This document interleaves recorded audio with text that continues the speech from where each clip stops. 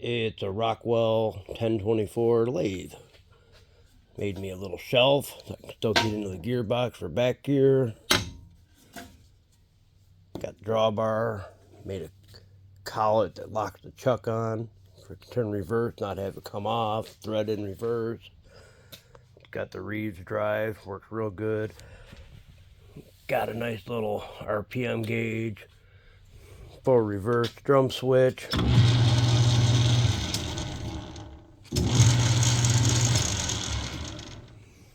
Works real nice, tight.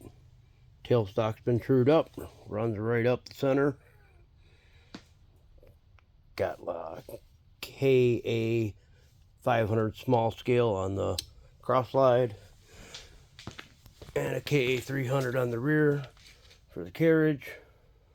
Rat's nest, typical stuff. Runs good though, happy with it. Ain't too many of them out there, I don't think. Typical junk storage. Motor lives in there. Got some Rockwell in there to keep it quiet. I like to be drummy.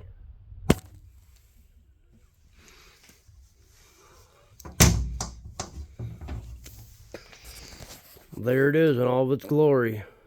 Hope you dig it.